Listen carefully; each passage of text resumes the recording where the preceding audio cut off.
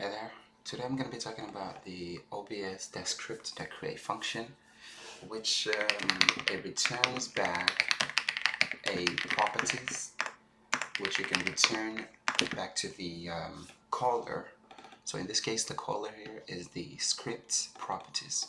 And once you return back the properties that was created by this function here, it's going to display the user interface. So this allows you to create, like, labels, inputs, text, stuff like that, and buttons and all that kind of stuff that you could create.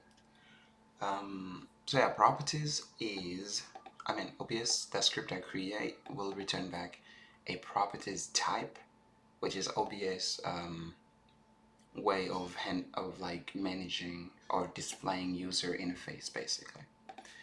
And this function takes one argument that is optional, which is the OBS data type. This OBS data type usually is the settings that you get back from the caller. Like in this case, if you're working with setup function, like if you do setup, it provides you with an argument called settings. That's what goes in here. So if you have, or you can like create your own custom data, like doing something like this, obs.pair stack, and then you could pass that in here. That is the argument that it takes. By default, if you do this kind of thing, so this is actually gonna create it's gonna allocate a memory. It's gonna allocate like pointer to this object here, and you have to actually manage, like you have to actually release it yourself if you do something like this. But if you give it the settings that is sometimes provided by the setup function, then because this settings is provided by a different function, you do not have to manage the memory for this. You do not have to release this. So that's like the best way to do this. And the reason why you would want to actually give it the OBS data type is because later on when you create like complicated or complex user interface, like let's say I have user, let's say username, which is going to be an input. I can do scripts with that input, and then give it the parents, and then give it the ID, enter username, just like that. So with this, let's say somewhere in the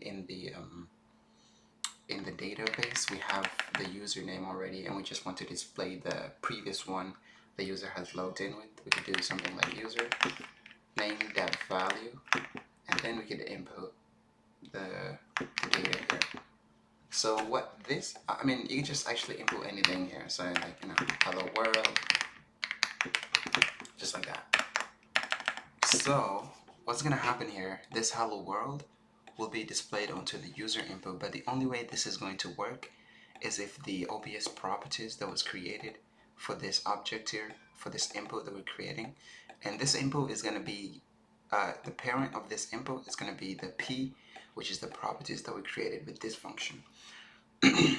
This create function takes the settings object, which is where the input will store this value in. Basically, it will go in here, and then it will store the value hello world into username. So this username is it has to be a unique ID, I think, if you want this to work properly. It has to be a unique ID. So what's going to happen in the background when you create this object, it's going to go to the settings that was provided inside of this thing here, and it's going to create a new object with the value username. It's going to create a key value with the username. The value by default will be empty, but when we do this here, it's going to change this to something, settings.string, a username, and then it's gonna input the value hello world. So that is what's happening in the background. It goes to the settings and then it does this setup here. By default, if you do not provide the settings object or the OBS data object, where mostly the settings, you could look at it as a data storage, where the data is stored basically. That's what this settings it is basically by default. It's like a way to store data on the user's computer, and it does that by using the OBS data type, which is like a key. It's like a dictionary value object that has a key and a value basically. So if you don't provide this OBS data object inside of the create function, by default it falls back into, instead of this, it's gonna fall back into obs.utils obs.utils-settings. So obs.utils-settings is like the global OBS data objects, like the default object that it's going to be working with. That's what it's gonna be working with.